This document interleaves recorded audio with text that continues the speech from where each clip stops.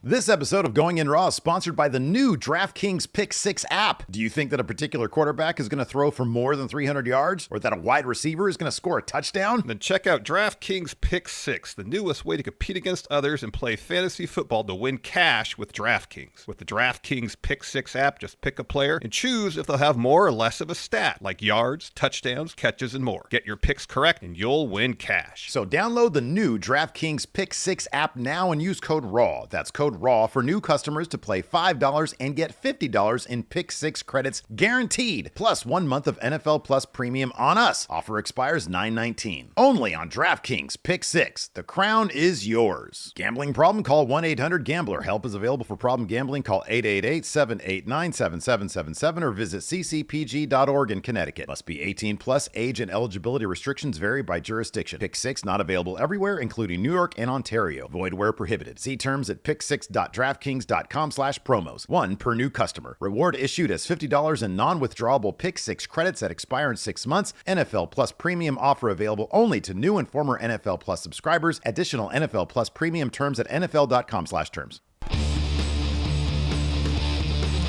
Hey, Friendo, Steve here. And Larson. Welcome back to Going In Raw, the only pro wrestling podcast you need to be listening to. On today's episode, SmackDown returns to USA Network, and there's a new Mega Powers in town. The OT Cody Larson, that's right. Don't try to get that started. The Tribal Nightmare. Oh, man. This is going to be good. At Bad Blood, it'll be Cody Rhodes and Roman Reigns, who actually talked for the first time since WrestleMania. Taking on the Bloodline. New era of SmackDown, new logo.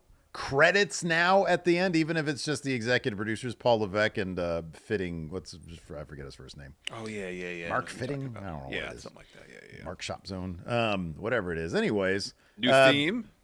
New theme. Megan Thee Stallion with the awesome. With the new theme. And yeah.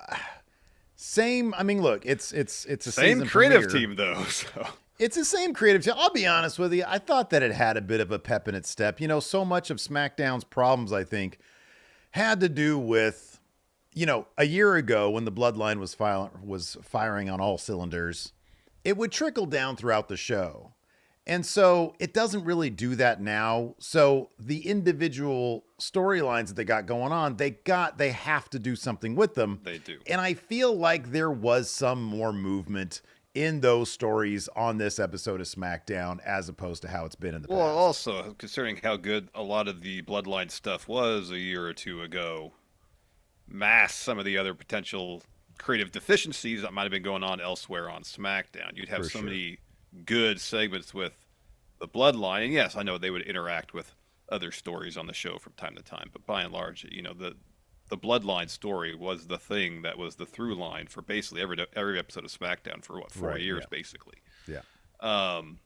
And there was a lot of episodes of SmackDown that might have been otherwise kind of meh that were pretty enjoyable because the Bloodline stuff was so good. Yeah. And one of the reasons now SmackDown is kind of meh for the most part is because the Bloodline stuff has been fairly dramatically inert for a while. Yeah, even after Roman came back, he showed up for a couple of weeks, fought with Solo, got written off TV after getting attacked by the Bloodline, came back tonight, and as you mentioned, finally spoke. And I'm happy that basically the first thing he said is, "I'm not changing." Yeah, it wasn't like he's I'm a new baby face now. I'm a changed man. I've reflected. Yeah, none of that. No, he says it's still my ring, still my WWE. No Heyman there, but he did the thing where he put his hand out for the mic with all this, like. The arrogance was there. It was still there. So that's good. He's literally the same character, but now everybody's going to cheer him now. Mm-hmm. Yeah, right. Maybe he won't be quite as much of an asshole to his family as he used to be. It remains to be seen. Mm-hmm. But by and large, he's the same Roman Reigns. And that's a smart move to make because just based on the absence, how the story unfolded before he was gone, the crowd was going to cheer him. They were just waiting for an excuse to cheer him at the end of his title run as Tribal Chief. Mm-hmm. Yeah, He's gone. He came back. He beat up Solo. Everybody loves Roman Reigns. He's a fully realized character who brought, who basically led the WWE, if you want to call it a renaissance, whatever you want to call it. It was no longer creatively dog shit. And that was thanks to largely the A story of the Bloodline. And so people want to pop for that. They like Roman. I feel like they've always wanted Roman to succeed. It's just been Vince McMahon getting in his own way. So now with him back, they had the Solo Sikoa and Cody Rhodes kicked off the episode with the cage match for the WWE Undisputed Championship. Cody got the win there, got it clean, but the Bloodline attack afterwards. That brings out Roman Reigns. Him and Cody fend off the Bloodline. That leads to a challenge being thrown down by Solo Sikoa. Says, what is it, him and Jacob Fatu? Yeah. Versus Roman and Cody at Bad Blood. Cody tells Aldis, I don't want any piece of this. I'm done with the Bloodline. That's Roman's problem now. Oh, how easily he comes back to it. When Roman Reigns at the end of the show, who's there to, announce his response or give his response, says, nothing's changed. And part of that is, this place is still mine. This ring is mine. This building's mine. The show is mine. The company's mine. Oh, Cody didn't like that. So he comes out and he says, hasn't been here since WrestleMania. So that brings the Bloodline out. They attack and the alliance there. Cody and Roman Reigns taking out the Gorillas of Destiny was enough, I guess, for Roman Reigns to get pissed off at Solo Sikoa and say, okay, fine, I'm going to do this. And then Cody's like, come on, man, you need a partner. And Giovanni Vinci isn't here. Cody is not being Roman's partner to help Roman. He's being Roman's partner to show that he's the dude. He's number one. That's Cody's motivation. He's insecure. Oh, goodness. Now that the tribal chief is back, the head of the table, they were both in the ring. What was the crowd chanting? OTC. There's a lot of Cody chants there too. Yeah, you were okay, trying here to we go. This. You want your OT Cody thing to catch on. Go ahead. Overwhelming OTC. Yeah. Cody feels like, I don't want to play second fiddle. Certainly not to the guy that I beat at WrestleMania. And so the reason Cody is in this match, he doesn't want to help Roman. He wants to show that he is the top dog. That's why. True. Well, yeah, dude, that's not an insecurity thing. This is my company. I should be involved in this. If I want to claim that this is my company, then this is something I need to get involved in. Absolutely. That's not born of insecurity. That's responsibility right there. Oh, man, when he came out to the ring and was full of bluster, he didn't come across like he had a whole lot of confidence. You're reading pretty deeply into it, my friend. We all know why, too, but that's okay. Anyways, regardless, I don't really care for melodramatic Cody. Yes, I'm very upfront about that. We're getting this. You don't have to put the melodramatic in there. I like sarcastic Cody. I've been upfront about that too. There was one sentence he said. One sentence. Well, a lot of his I like that stuck with you though. Well, a lot of the stuff he did in like pre AEW stuff was very sarcastic. I thought being the elite Cody was great. Yeah, that was great. Yeah, he did a lot of good stuff because there's a lot of sarcasm there. In any event, we've got our new mega powers. We got Roman, we got Cody, and I don't know. I want to check WWE Shop real quick. Sure. See if the shirt's up yet. You're trying to manifest this amalgam. Do you honestly think that's not going to happen? No, I'm not saying it's not, but it's not going to be up right away. I doubt it's going to be up right away. Which one is it? WWE Shop or Shop WWE? I'll just put WWE Shop in Google and it'll come up. All right. There we go. They kind of telegraph something like this. Oh, here it is. No, it's right here. Street Trash. Oh, wait. No, that's Judgment Day. When Cody was saying the other day, like, I'm WWE champion, the company revolves around me. So they were, and it seems obvious they were kind of lining things up for Cody to be like, oh, he still thinks he's number one around here? Nah. Yeah. Roman didn't seem to want Cody's help. I don't think Cody really wants to help Roman. Yeah. I don't know. I don't know about all that, man. It's going to be interesting to see what happens next week. I'm not going to read too deep into it. Roman gave the contract over to Cody for him to sign it. I'm assuming Cody did. So yeah, we're getting that match in the main event. Bad Blood. Roman's back in the main event of the pay-per-view. That's good. And yeah, this is what this is what SmackDown needs. It needs something Roman to happen. Yeah. It needs Roman. Yeah. And it needs stuff to happen. Exactly. And for too long, nothing's really happened. So this is a good way to kick the Bloodline up into being interesting again, because from here, obviously, we're going to be going to Survivor Series War Games. They did the thing tonight for that, the big commercial for that. Yeah. So, and like a lot of people have pointed out, you and I have said, oftentimes the stories can move pretty glacially to get there, but it's not going to be, I don't know how, I can ask you, how do you think this match is going to go down? I mean, it's got to be Cody and Roman are going to win. That's clear. And then Bloodline attacks, and that motivates, I don't know, a Jimmy return. Well, I mean, maybe.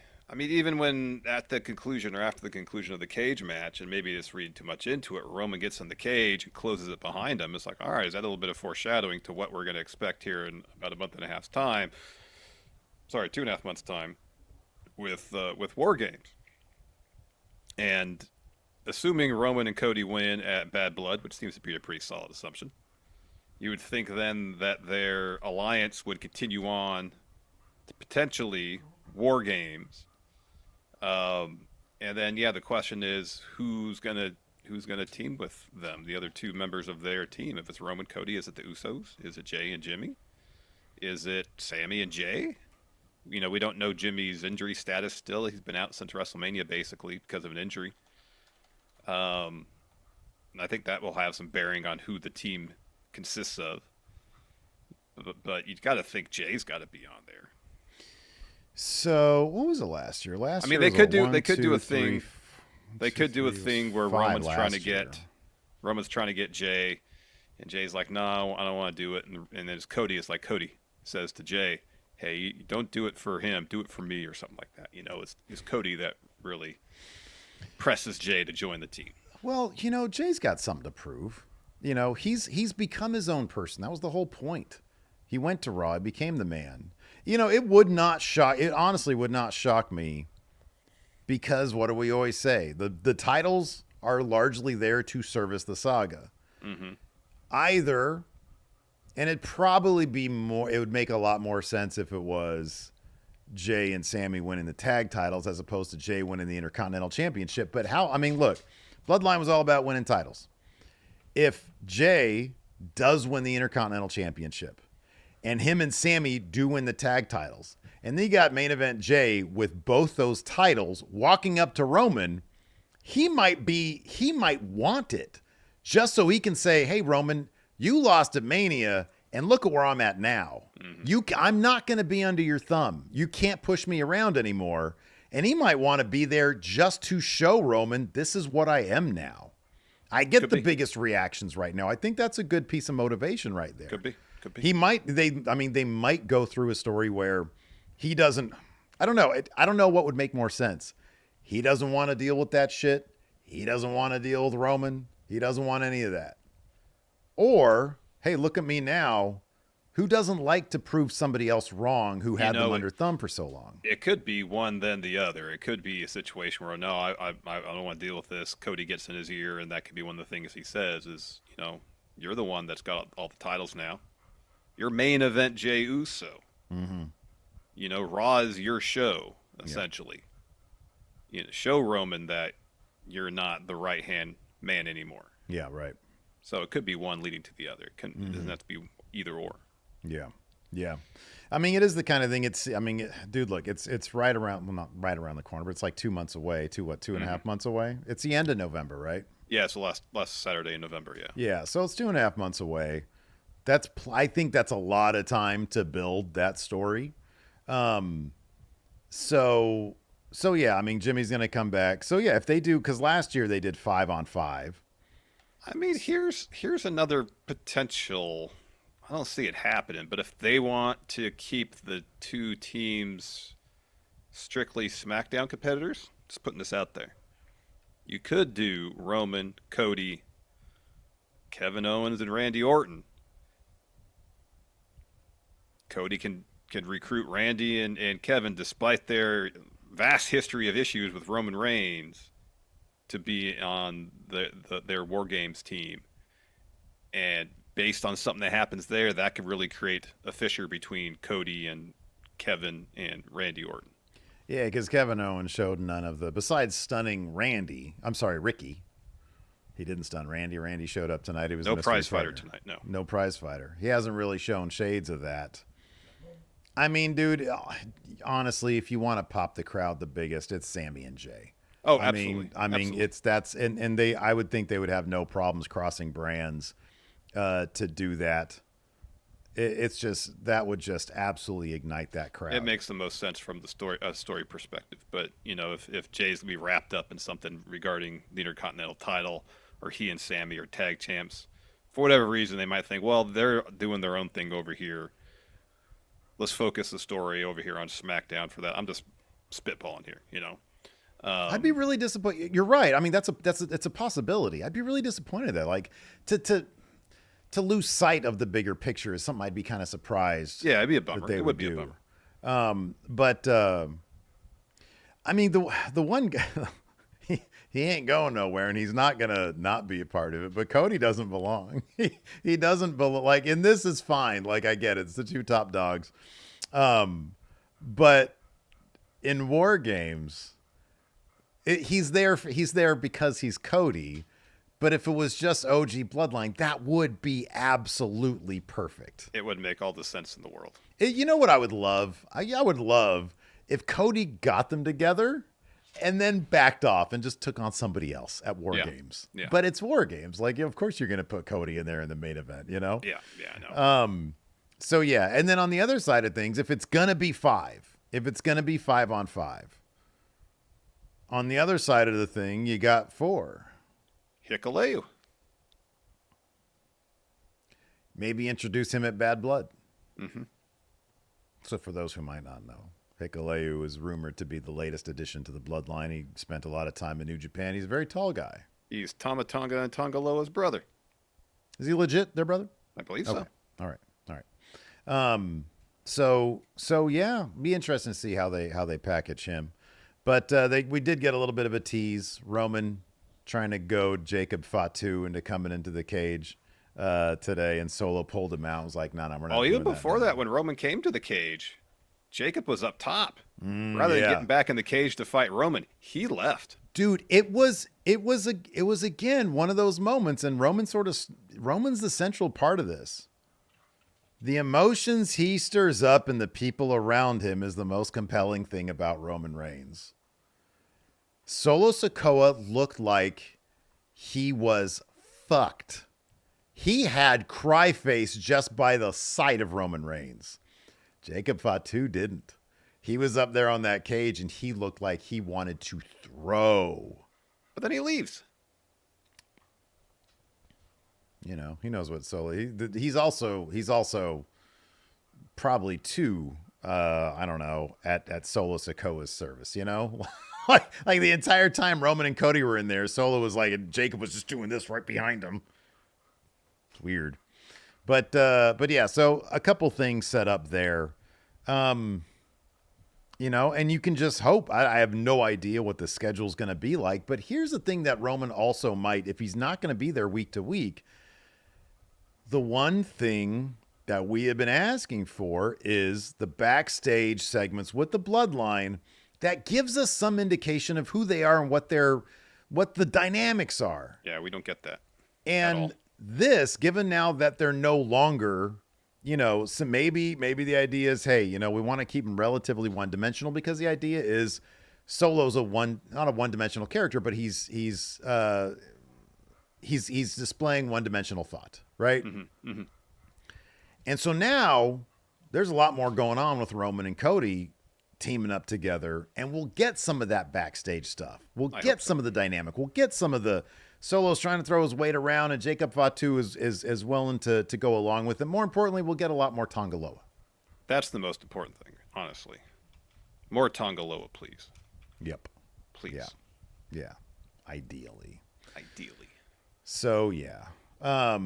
But yeah, man, I'm happy that SmackDown, at least in that department, seems to have something going for it, which is something we've been asking for a while. It's been desperately needed for a while. So. Absolutely. We'll talk about the rest of The season premiere of SmackDown on UA, the big return to USA Network in a second. Larson, let's go and pay some bills first. Let's do it.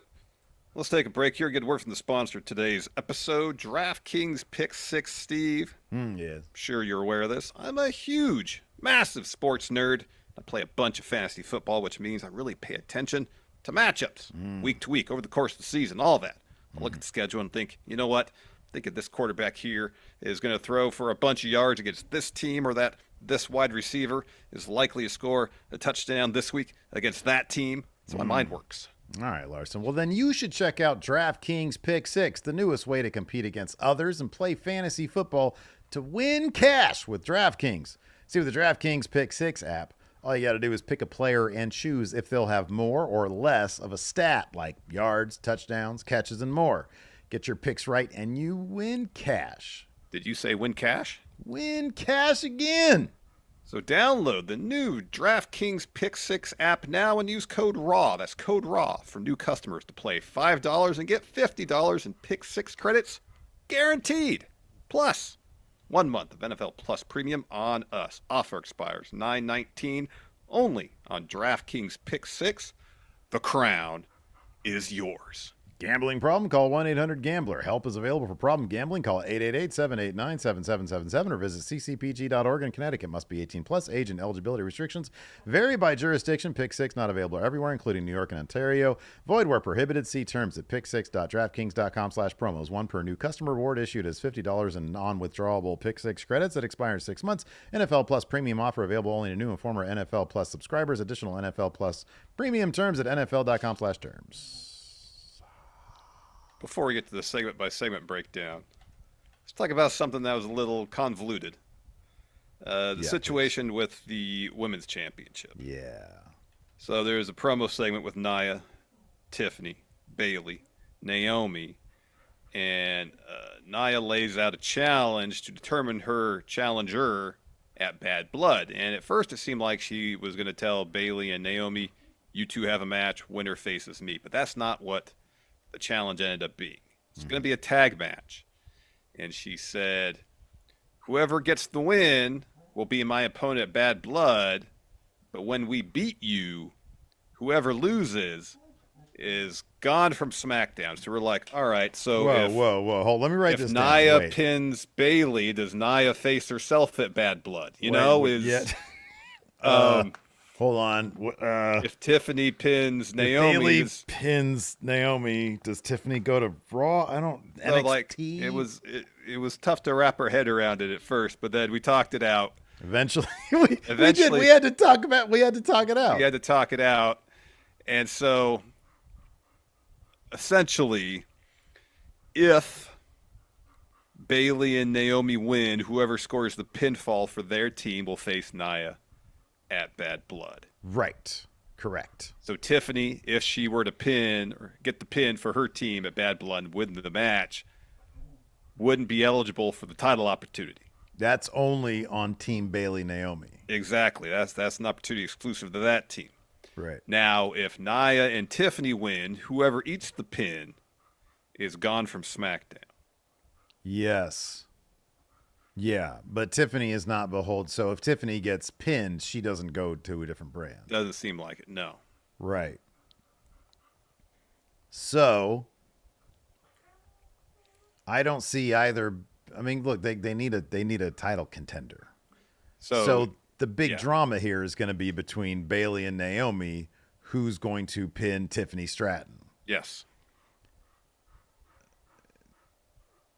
I would think it's going to be Bayley. And that might lead to that story that we were hoping we would get at some point of Bayley versus Naomi. That would be nice. Because Nia's not dropping that title anytime soon. No, not at all. Doesn't seem like it. I mean, I guess then, it's possible that Naomi could be the one to pin Tiffany, get the title match at Bad Blood.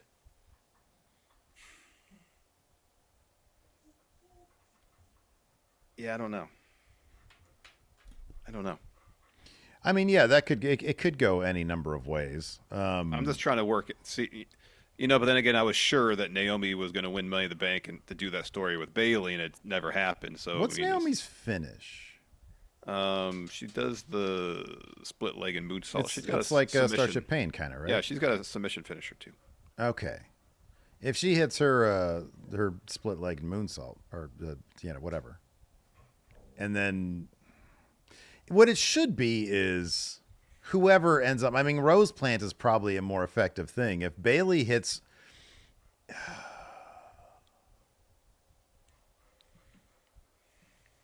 somebody, either Bayley or Naomi, should end up getting whoever wins should get this in a fairly opportunistic manner. I think we're missing the obvious finish. Double pin. Yeah. You think that's going to happen? Could be. So Nia, she thinks she has this great plan to determine the number one contender, and there's a possibility that either Naomi or Bayley could be leaving SmackDown should her team win. Instead, it kind of blows up in her face. Now she has to take on both Naomi and Bayley at Bad Blood. That could be. But wait a second. It's a tag match. Somebody's got to be legal. They make it a tornado tag match. Ideally, that'd be every single one. Although, Larson, we did get a killer hot tag today. A 10 out of 10 hot tag. This zoomed up to my hot tag rankings. Well, you know the thing. me. Sorry. Let me get back to this real quick. If Bayley hits a Rose Plant near the corner, Naomi tags in, does a split leg and moonsault, covers as Bayley is covering. They have a count till 5 till the person who's not the legal competitor to get out of the ring. They're both legal, though. I know, but technically Naomi would win then. Yeah, that's true. Yeah, I mean, the tag means you're legal. Yeah, it's just the other person has 5 seconds to beat. Or they could just do a thing where they both cover Tiffany. Only one, like Naomi in this instance, is the legal competitor, and Bayley's like, well, I hit the finisher first. Well, that's what I was thinking, is that would have to be somebody. Look, either Bayley or Naomi are going to win this thing. And the more interesting story is it's going to be off the other person's finish. That's what I was getting at before. That would be an interesting finish right there. Yeah. So make it a tornado tag, though, so that you could have a double pin. Dope says, what if she cashes in mid-match? Tiffany? It's not a title match, though. Wait, hold on. No, it doesn't have to be. No, but you can't cash in during... You can't cash in during a match. No. Match is happening. You can't cash in and completely alter the rules of the match. You can make it a trip. You can add yourself to a match. Although, no, you know what? That's a good point, though. Given how convoluted this is, that would make sense. Make it even more convoluted. I know. I like that idea. It's like, wait, it's a tag match, but it's for the title? Also, Mr. Sinister says you can, then the match would be a fatal 4-way. No, but it's not a triple threat right now. No. If it was, you could add it and then make it you can make it a fatal 4-way. I don't know if it's ever been established that if it's a tag match, you decide to cash in, if that just changes the match entirely. Contract's like 1 page. Which means it could be very much open interpretation. Oh, I don't know. It could be very broadly worded in that it could be applied to a lot of scenarios. She cashes in. This match is now a fatal 4-way. Bear Winning says Damien was going to cash in during War Games last year. That's basically a tornado tag match. It's a huge tornado tag match. That's actually a good point. That's a precedent. Mm-hmm. Although there was no actual cash in. No, but it was brought up, so I guess it's a possibility. And it was during a match. So, yeah, maybe. I don't know. In any event, I was about to mention my favorite hot tag of the week, and it was Kevin Owens, who started to do the crawly thing, but then got isolated again, and then left the ring, ran around the ring, dove into the corner, and got the hot tag. It was the most make sense hot tag. So that's my DraftKings Pick6 hot tag of the week. Kevin Owens is one of the smartest people in the entire wrestling business because he sees tropes and is like, those are done over and over. Let's think of something new. Mm-hmm, yeah, right. And then he does that something new, and you're like, that's incredibly clever. Kevin Owens, you're one of the smartest people in wrestling. Yeah, he's always great. And that was a great hot tag. I was glad to see that. As we said earlier, Randy Orton returned from his excursion to Raw to SmackDown. Yeah. And although Kevin Owens had his second pick, local competitor Ricky, when he realized that the production person came up and said, "Hey, Randy just got here," and he was like, "Oh, he's here? That's great. That's awesome." And then he said, "Thanks for your services, Rick. You won't be needed." Gave him a stunner, and then Randy Orton came out and yeah, well, they did like stereo stunners, right? Or I'm sorry, stunner RKO combo. Yeah. And then Randy Orton got the win there for Team RKO, yeah. Kevin Owens, yeah. Kevin Owens. So that was fun. Kind of obvious that it was going to be Randy Orton. Like Randy we said, Kevin Owens. That's their team name. Randy Kevin Owens. Randall Kevin Owens. No real movement on Kevin Owens becoming a bad guy. No. So I guess they're just shelving that, or it's just not going to be the case. They need bad guys there, but maybe Cody's going to be wrapped up in this bloodline stuff from here until perpetuity. Yeah. Perpetuity. I mean, you have two heels fighting each other right now, Carmelo Hayes and Andrade. So has Andrade been established as a heel? That's a good point. I guess not. No, I mean, wait a has. second. Is Carmelo a real heel? I mean, he talks a lot of shit. But... So does Andrade. They're both just arrogant. Yeah. All right. Then neither of them cheat. They got bad attitudes, though. Or just, I guess, healthy confidence. Yeah, they're confident. But then they're basically fighting to figure out who gets to fight the megastar, who's a total face. LA Knight, yeah. But he's a big face. Total face, yeah. Okay. Well, whoever doesn't do that can then take on one of Randy or Kevin Owens, I guess, in a feud. The problem is, like, you got these two huge faces in Randy and Kevin Owens. And they're both main event guys. Well, here's that. It's not just that. You got them. You got Roman babyface now. You got Cody babyface. Yeah, but they're going to be tied up. That's no, I know. I'm just saying in terms of like the you can make the case the 4 top stars on SmackDown are all babyfaces. Yeah, that's what I was getting at. Yeah. There are no top level bad guys there, which is why it would have made sense for Kevin Owens to turn bad guy. I know. But maybe, hey, look, if they're able to build, Glacial pace, able to build like Hayes and Andrade into that, absolutely, or at some point, well, it's not going to be Waller Theory. Theory's going to be a good guy anyway. Yeah, he's going to be a face here soon enough. Mm-hmm. Yeah. All right, let's jump into it. SmackDown back on USA Premiere series on USA Premiere. We got to address this first and foremost, man. WrestleVotes leaked out the new SmackDown logo. What are your thoughts on the new SmackDown logo? And then I'll give you mine. Fart sound. Generally speaking, the sign that you're not a fan. No, I'm not. I don't like it. It's too clean. I said it looks like it could easily be the logo on a college football team's helmet. It's got that kind of aesthetic. It's an aesthetic I'm not a terribly huge fan of. I saw a lot of S's on the show today. That's one of the major issues is the primary logo that has SmackDown stacked on top of each other. Yep. They tried to work the D on down into the S. They really tried to work that D. I agree. They tried to work that D. Yeah. And it doesn't really work. No, it looks like either Smack Zone or Smack Own. Yeah. But the bottom of the S does not really come off as a D. Now, when it is spread out, not stacked, just smack down, one right after the other. When you spread it out. Yeah. The D looks fine when it's spread out. Yes, it does. Okay? Yeah. Good D. Well, it's a fine D. It's a good D. Fine. The font is fine. I'll say this. I'll agree with X3 on Twitter. He said it needs an exclamation point. All SmackDown. Right. Bring back the fist. The fist would be good, especially with it spread out. Yeah. Like the opening graphics are fine. There's a lot of blue plasma. Yeah, I like the plasma. Blue plasma's fine. Like the lower thirds they had, the match graphics, those are all cool. I just not a fan of the logo. Theme's great. The theme is awesome. I'm so happy with it. Do you have something to say? Dog. Do you have something to say over here? You got to get out of here, man.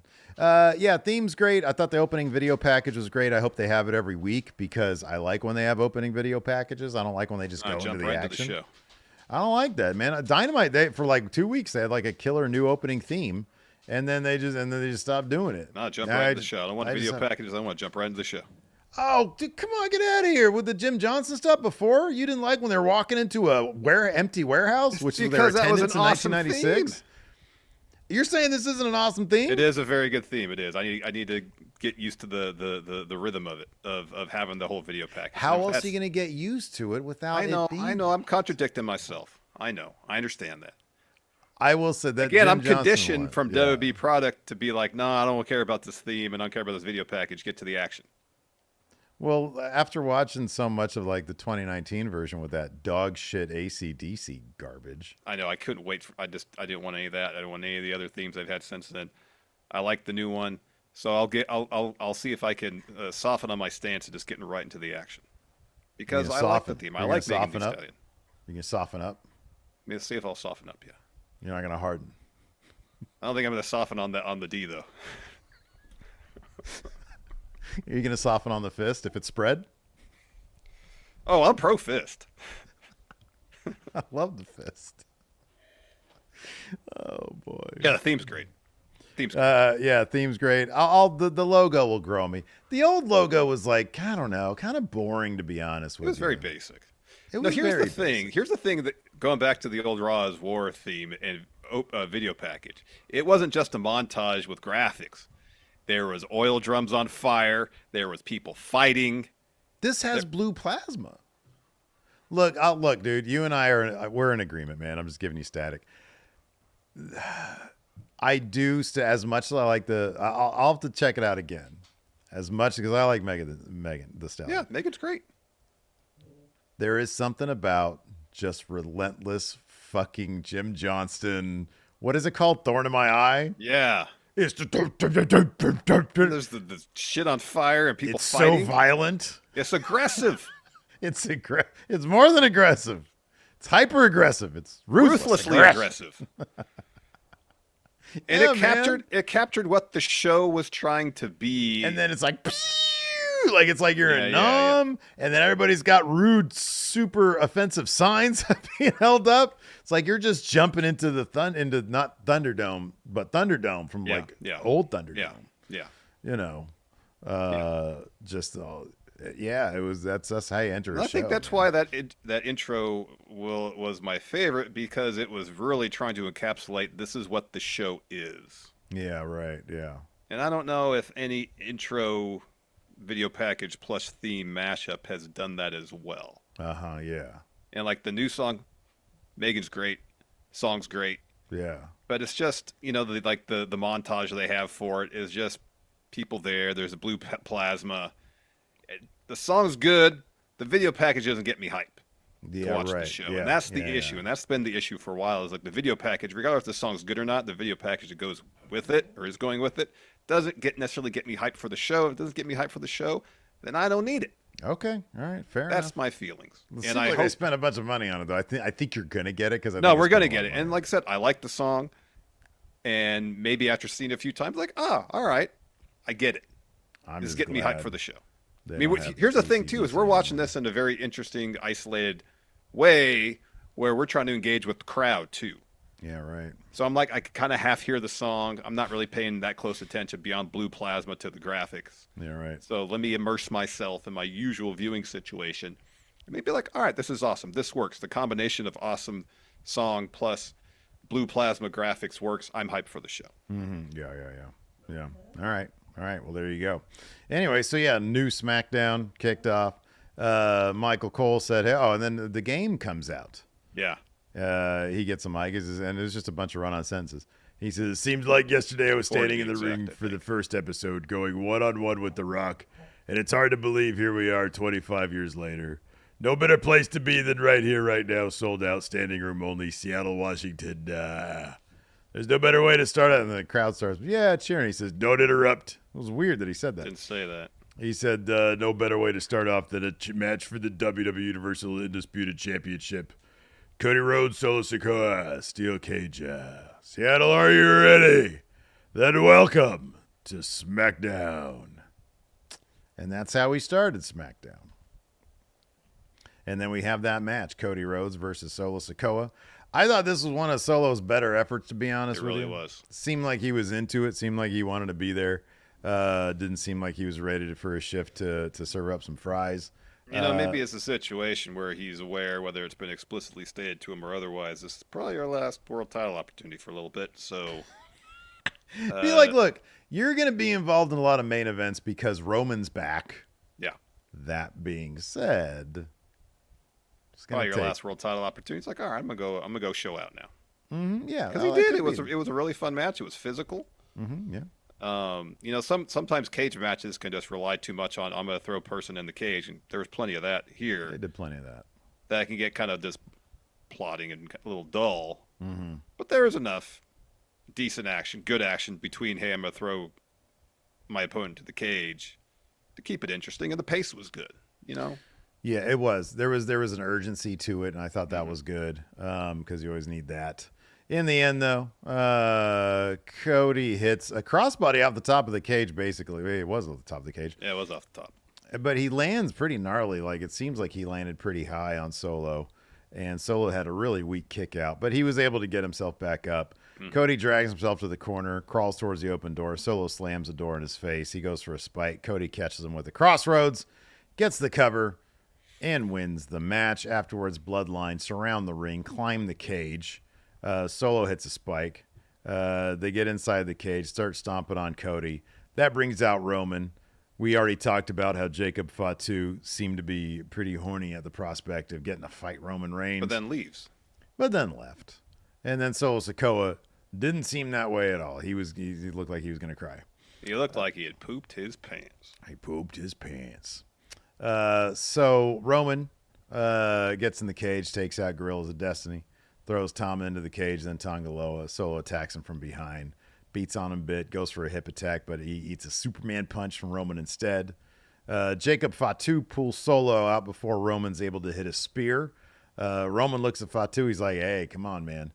Jacob starts to get in the ring, but Solo pulls him out. Tama Tonga and Tongaloa attack Roman from behind. Cody comes in, throws Tonga into the cage, and Tama gets hit with a crossroads and a spear.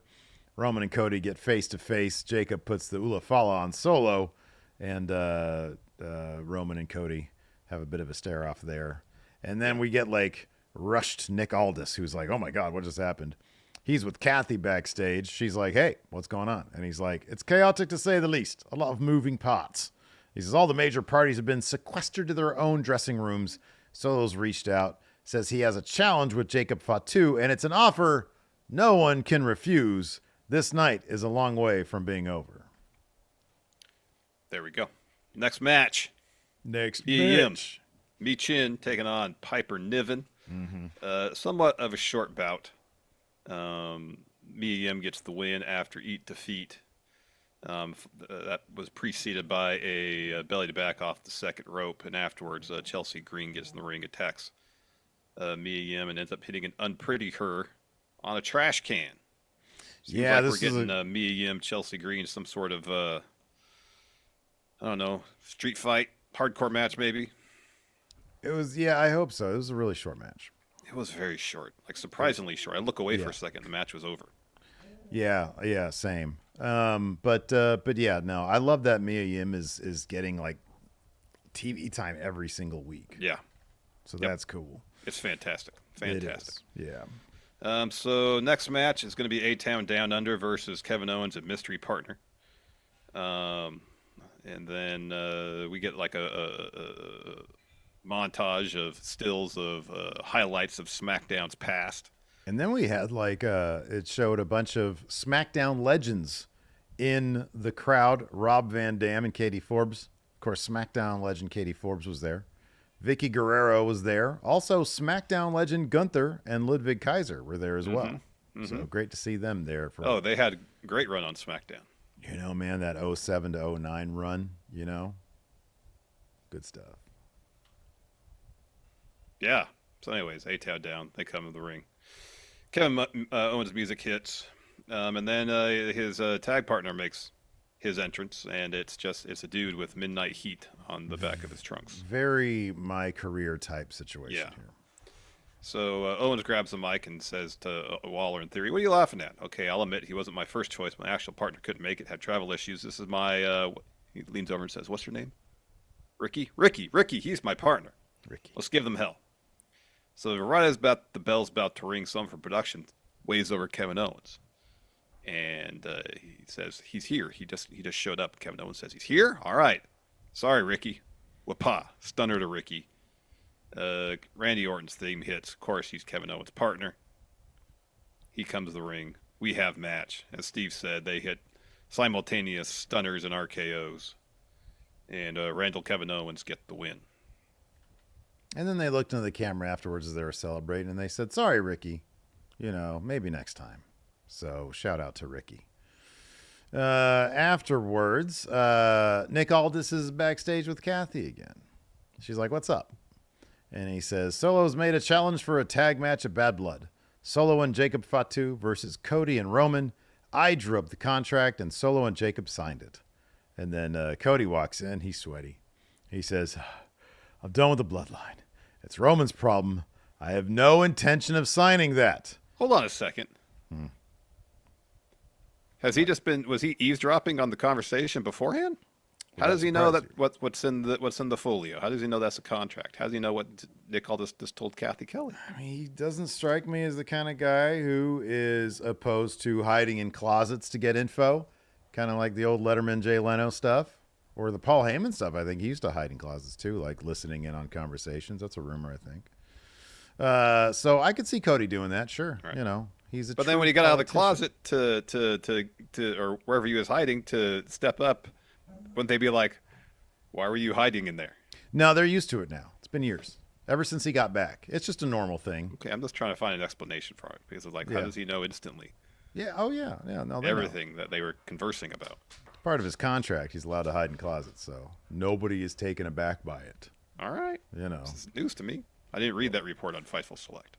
Well, hey, no, this is a Steve original. This is sorry. Scoop. I mean, it was the most complicated contract in wrestling history, as he said. So I guess there's whole provisions in it about how he could eavesdrop on a conversation, huh? You know what I think the people really want to hear about now while I let my dog out? Engagement. You got it. Engagement. That's what we're going to ask the friendos for. So YouTube has this thing called the algorithm. I'm not an intelligent individual, so I don't know much about this algorithm. I do know that engagement is good for it in terms of our content being pushed out to more people, being more watched, hopefully. And engagement equals thumbs up, hitting that like button, and also comments. We need comments, lots of them. So you can just voice your opinion on the new graphics, the new presentation of SmackDown, what the weather's like in your area, how excited you are for Cody and Roman to be tagging together at Bad Blood. Where is this going to lead? Who are going to be the teams for War Games? You can comment all of those things. We just need engagement for this video.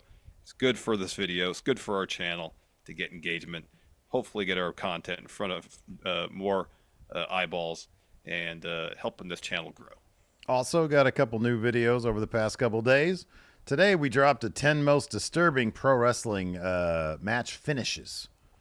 Be sure to check that out. Yes. And then also a couple days ago we brought a new thing to the channel. Hot takes. We had it over at the Friendo Club Wrestling channel. We brought it here to main roster. It's a call-up. It's a provisional call-up. We're going to see how this is going to do over the next week or so. And we'll see about bringing it back. I have faith in the show, man. I think it's going to do well. So be sure to check that stuff out. Also, we've got the Friendo Club setup, patreon.com/Steven Larson. $5 a month. You get access to our question threads. You get access to our bonus episodes. And you get access to the Big Blue Predictions Challenge. The next one coming up. What is the next one coming? Bad Blood and something else? Bad Blood, yeah. Then the following week is Wrestle Dream. Back-to-back week champions type deal. All right. Right now, Champ Fear and Loathing is our champion. I need to get his picture done. I got to get some hats out for the last couple of winners. I'm going to go ahead and get that done. So yeah, you can also click join right here at youtube.com/Steven Larson to get access to all that stuff. After the Nick Aldis backstage bit, we had some more people in the audience. King Booker and Queen Charmel looking amazing, as well as Sheamus and Doc Hendricks also in the crowd. And then we had Nia Jax dropping a promo in the ring. Said, everybody has realized I am the irresistible force. I'm unstoppable. Won Queen of the Ring. That was easy. Became champion. That was even easier. Today, Nick Aldis informed me I'm going to defend my title at Bad Blood. So at Bad Blood right now, I'm going to pause right here. We got Liv versus Rhea. Damian versus Finn. Yeah. We got Nia versus competitor to be named. Yeah. We got Cody and Roman versus Bloodline. Punk and Drew. Then Punk and Drew. Is that the 5? That's 5, yeah. Is that the 5? That'll be our 5, yeah. Okay. Right on. Hey, 2 women's matches on a pay-per-view for once. My goodness gracious. Anyways, she says, I don't care who my opponent is. They'll see the same fate me, Chin, Naomi, and Bailey have seen. I'm going to annihilate them. So Bailey comes out. She has a new theme. I only caught that it was more of a rock-oriented thing. I didn't really notice the rest of it. I'll have to listen to it at some point. Again, we're engagement. We're engaging with the friendos here watching. Right. Us, so yeah. Some of the stuff we didn't catch, Yeah. Well, I mean, yeah, even on a regular broadcast, it's like, wait, what? Yeah. Like when they remixed LA Knight's theme, I did not notice it until like somebody. Oh, was that like, was hey. dramatic enough that I didn't notice. But apparently they remixed DIYs, and I can't tell a difference. Yeah, same. Yeah, even like Roman's wasn't that noticeable to me. The intro's different. I can tell the intro's different. Yeah. So, anyways, Bailey comes out. She's like, "Ding dong, idiot!" So little shades of ding dong. Hello, Bailey's still there. Mm-hmm. She says, "You had the greatest year of your career, but you never set the bar high in that first round, did you?" She says, "I'm happy you're feeling confident. I want my rematch." Nia says, "You're in no position to ask for that." Bailey says, she says, I run the women's," because Bailey brings up Damage Control. She says, "I run the women's division. I don't need a posse to do it." Bailey's like, "Well, what about Tiffany? You needed her to win your title. Does she owe you one, or do you owe her?" It's trying to drive a bit of a wedge between them. Wedge, a Fisher. So Tiffy comes out and says, "That's pathetic. It's a Fisher." So they go out a little bit. That brings out Naomi. She wants a piece of that title as well. So that's when Nia Jax comes up with that idea, which is shocking. It was on the top of her head because it was pretty convoluted. It was. It wasn't the most direct path, which is, hey, Bailey, Naomi, you have match. Winner faces me. So, like, she had the whole idea about determining number one contender plus finding a way for either Bailey or Naomi to get kicked off SmackDown. So yeah, right. That's pretty good for thinking on her feet, Mm-hmm. Yeah, right. So that happens, and yeah. After that, Kathy wants an update from Aldis. He says Roman wants to address things in the ring after the next match. And then we see Ron Simmons and Teddy Long hanging out together in the crowd. William Regal and glorious Bobby Roode, who was like, "Hey, Bobby, you're producing today, but can you get out to there really quick for this, because you're a SmackDown legend." I mean, that's where he made his debut, was on SmackDown. No, I know. I love Bobby Roode. U.S. champion, all that. Yeah. Not as good as NXT Bobby Roode, but Bobby Roode's great. No, I agree, man. He is one of the what ifs, Major ball drop. What if Vince just didn't look at him and be like, he shows up main roster, "Hey, Vince, what's my first story?" "You're glorious." "What's my character?" "You're glorious." "Come on, pal, you're glorious." Okay, like, who am I going to feud with? Randy Orton, Jinder Mahal. Oh, he feuded with Dolph. Yeah, but he was in like a 4-way, I think, with Jinder, Randy. Oh, maybe. Like his first feud with Dolph was Dolph, though, I think. Yeah. They had a 2 out of 3 falls match, and one of the falls happened during picture-in-picture. That's funny. I love that you remember that too. On SmackDown. Where was that in the great SmackDown moments? Where is the SmackDown 10 in the SmackDown great moments?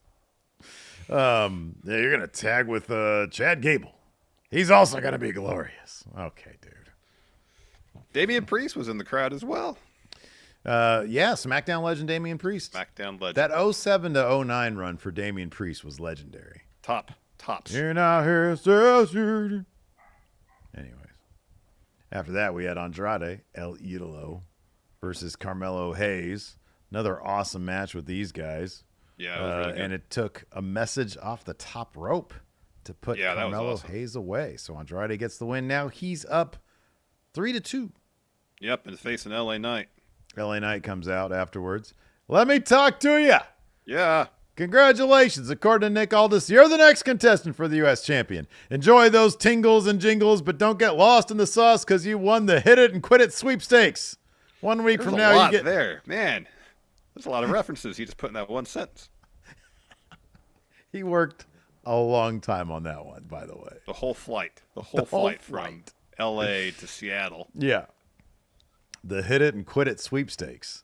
That's like the sweepstakes I want to be in the least.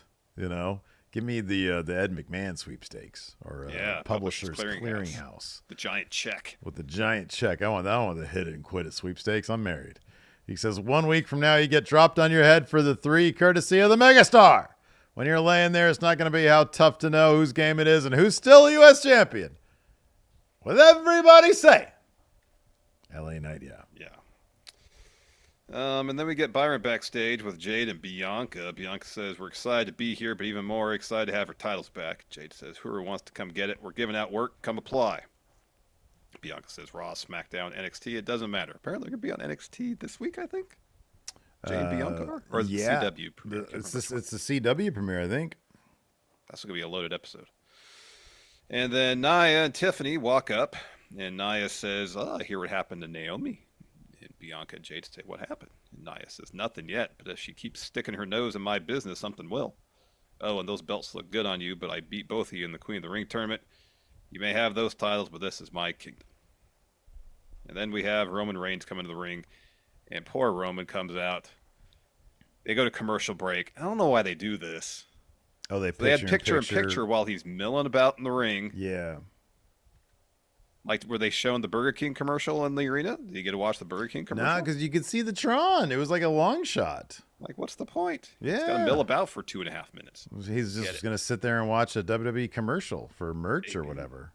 He should be sitting there while they're doing the, hey, we brought this kid down from section 112, and he's got a great Paul Heyman impression. And then Roman gives him a thumbs up or thumbs down on the Heyman impression. There we go. If the kid absolutely kills it, Roman still goes, thumbs down. Thumbs down. You're not the wise man.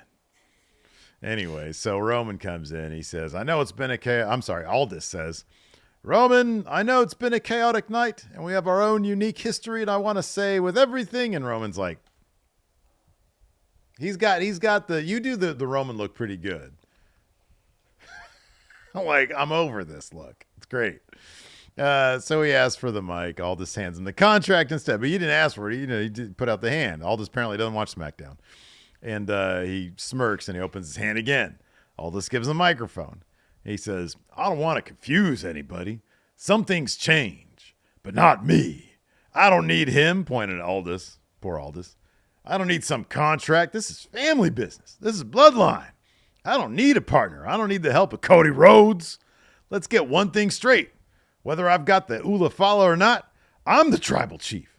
I'm the original, the only official tribal chief. Don't ever get it confused. This is my ring. This is my show. This is my WWE. Adrenaline in my soul. This loser comes out. This dark comes out. Makes his way out to the stage, limping. Zero aura, Larson. I know. Sapping the aura from the tribal chief. So Cody takes his sweet time, gets in the ring, and just goes, your ring. You're a WWE. Well, it was. The crowd did give him the reaction for that one. Listen, don't get it twisted. The crowd reacted fine for Cody, and there was plenty of Cody chats in there, along with a couple smatters of OTC. I only heard OTC. I didn't hear any Cody. Says Cody continues, but it hasn't been since WrestleMania. So they both drop their mics. They step up to each other. Solo's music hits. He and Jacob Fatu make their way out. But then Tama Tonga and Tonga Loa attack Roman and Cody from behind. They fend them off. Roman picks up the contract, opens it, stares at Solo, signs it. And then Solo says, he won't sign it. Roman turns to Cody. Cody puts his hand out. It's like, give me contract. Roman doesn't like it, but he gives him the contract. He signs it. Match is on. Yeah. Mega Can powers, they man. coexist storyline, Steve? Are you ready for it? Oh, man, I'm ready for that shirt. Let me see if WWE Shop has the shirt yet. I don't know, man. It might be like a one-day only exclusive for Bad Blood. Million easy. OT Cody is what you want. Still street trash. Daddy Dom. That's like a punishment shirt. Daddy Dom. Yeah. I'm walking around with that on. Anyways, would you like to answer some questions? Answer some questions. Let's see. Alex Foster asks, how would you guys sell the stunner? I'd probably get the timing all weird, and so I'd just like collapse. Mine would right be in my like, face. it'd be like, if anybody has ever seen Stone, goes like probably 97, Stone Cold stunning Sergeant Slaughter. Oh yeah. It might be him. Well, the funny thing is, like, okay, if I'm not mistaken, Slaughter sells it more like a BFT, where he basically tries to spike his head. Tries to spike himself, yeah. And it's Sergeant Slaughter. Yeah. Which is kind of crazy. But yeah, that one I'd probably do that. I'm gonna sell this for you, Kevin Owens. Just plant it right in the head. Mm-hmm. Benjamin Shank here says, instead of creating a new Shockwave show for Fox, why doesn't AEW put Ring of Honor in that spot? Maybe Fox doesn't want Ring of Honor. I will guarantee Fox, they'll be like, what? Ring of Honor? What is that What shit? is this? On AEW. Yeah. That's probably why. Let's see here. Joe the Meat Maker says, if SmackDown needs heels for Cody, could they bring up Sean Spears to discuss their history? Maybe for a top of the second hour SmackDown match. Yeah, not for a pay-per-view. No. I like Sean Spears, but he's got a long way to go before he's contending for the title against Cody. Chestnut says, saw the producer credit. Yeah, he's kind of like, he's going to just end up in a feud with, what's that dude's name? Fake Jack Perry? Oh, Brooks Jensen. Chestnut says, saw the producer credits of the announcement. Right, we forgot to mention. We got to do this every week, and then credits roll, which they didn't roll. They just appeared. It was just Triple H and Fitting. Lee Fitting. That's what it is. Lee. He says, does this mean the fact that they gave producer credits? Confirmation Triple H is a going in Raw enjoyer. Does he hit the like button and comment? Oh, yeah. I hope he does, and I hope Kevin Owens does, because we were talking a lot about hot tags, and then we got complete reinvention of the hot tag tonight. Yeah, he calls in. He calls into the show. We've seen it.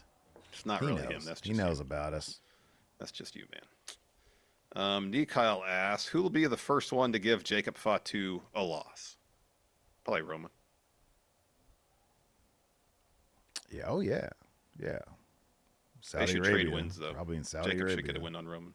What? No way, man. Heck yeah. Tribal Chief. 1,316 days. At that point, Nate Cruz here says, does Charlotte return to Raw or SmackDown?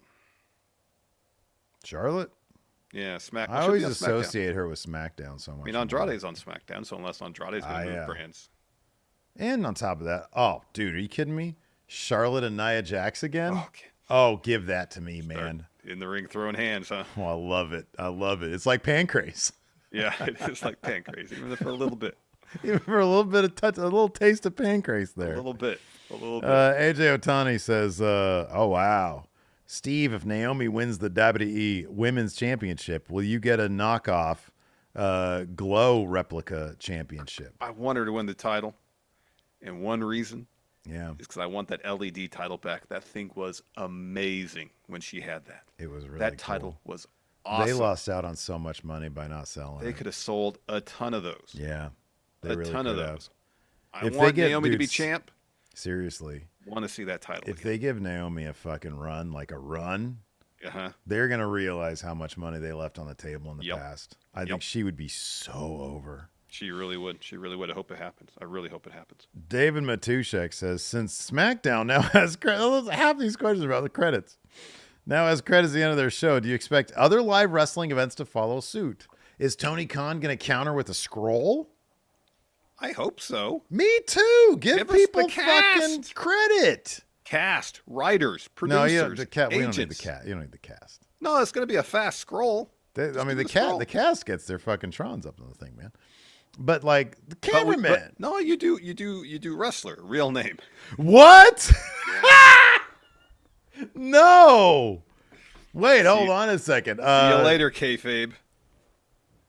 What's Big Bill's real name? Isn't it Morrissey? Isn't that his last name? Yeah. Oh, yeah. Isn't it William Morrissey? Yeah, William Morrissey. Morrissey. You know, hey, when he's out of the learning tree, have him start his own faction. You know what it would be called, Larson? The William Morrissey Agency. I was kind of expecting better than that. Oh, come on. The William Morrissey Agency? That's great. Whatever. Let's see here. Screen ALK says, so Jimmy comes back at Bad Blood to help out? Maybe. I don't know. I don't know what's going to happen with Jimmy. Sebastian Garcia says, if you two were in a steel cage handicap match against Jacob Fatu, what's your strategy? I'm laying down. You're just going to punk out? Yeah. Wow. Steel cage against who? Jacob Fatu? Yeah. I don't know. I'll get over as quickly as possible. Otherwise, he's going to beat I do this. shit out of I can't. I'm not going to lay down. Come on. You didn't punk out like that. But I will punk out like this. Run into a fist. Then you're out. Then it's quick. Why are you gonna risk a concussion? Just lay down. No. Like, what? It's Jacob Fatu. No one's gonna blame you. But come on, man. It's all fake. You know that, right? I do know that. Yeah. You just run into a fist. Whoop-ha. But it doesn't really hit you because it's fake. But if you run into it, the time might be off, and he might really hit you. My timing's impeccable, man. Impeccable. Think again. AJ says, how would you rank this year's NXT call-ups? I mean, Braun's been... he got called up last year. Carmelo this year, right? No, well, he was kind of up and down for a while. He got drafted this year. Yeah. That was a proper call-up. I think, Kiana James is out injured. Yeah, that was not a good one. Who else got called up? Who else, got called up this year? Mm-hmm. I feel like there's a lot of call-ups via the draft, at least. Oh, Lyra. Lyra Valkyria has been a decent call-up. She's involved. B-. She got to the finals of the Queen of the Ring. B-. She's back on NXT right now. Well, she's also on Raw. Yeah, B- for Lyra.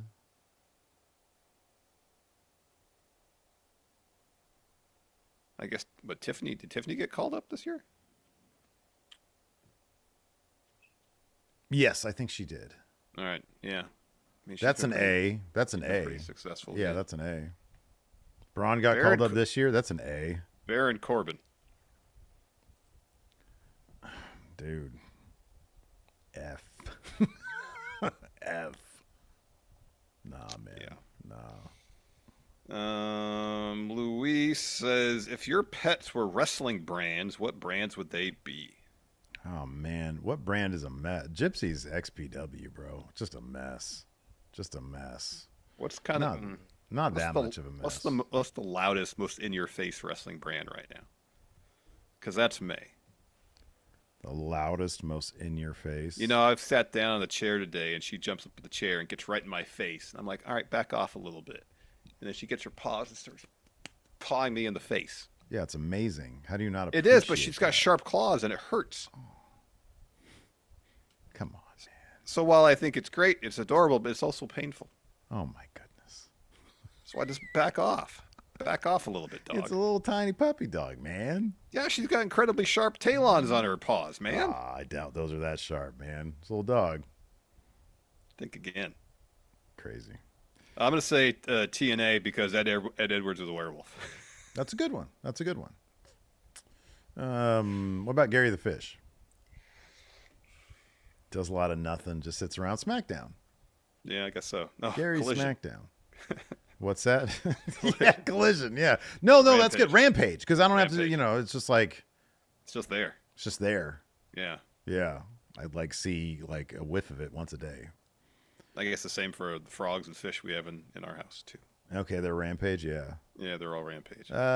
Salem the cat. So like she'll wake me up by doing something similar to you, but evidently less violent.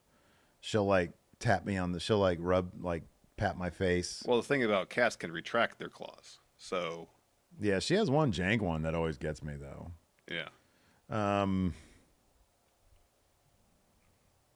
No, I adore her though. She's raw. I adore her. Yeah, I'm gonna say she's raw. Can be a bit much at times. Yeah. Well, I love raw. May May. She's great. Don't need to be pawed in the face, though. I understand you want attention. I'll give you attention. You don't have to paw me in the... Scratch my mouth. You got to rough and tumble that dog. We got to rough and tumble you a little bit, man. My goodness. No, I'm well past the stage where roughing and tumbling is an option, man. I don't think you've ever been rough and tumble. Well, I might have been in my youthful days. Before you knew me. I'm looking at both cameras here. Before you knew me. In your teens? No, before that. Oh, okay. All right, we'll end on this one. Zyshawn says, how do you anticipate your Sacramento Kings doing this upcoming NBA season? I think they'll do better than the play-in. I answered this on WrestleJuice. I feel like it's like the floor is a play-in loss. Yeah. I feel like the ceiling is probably a second round Game 7 loss. I think that's as high as they can get. They're not going to get to the Western Conference Finals. Probably not. No. There's a lot of they good might teams make in a the West. decent. They might get past the first round. Yeah, they could. I could see that happening. They could. Anyways, that's going to do it for the show today. Thanks everybody for tuning in. Hopefully y'all have a great weekend. And we'll see you back here on Tuesday for the Raw review. Correct. And in the meantime, today at Friendo Club, we also have our reaction to those other guys' star ratings. So be sure to check that over the Friendo Club Wrestling channel. Thanks for checking us out, everybody. We appreciate it. Till next time, we'll see you guys around. Leave comments, please. Hit that like button. Thank you very much. Goodbye.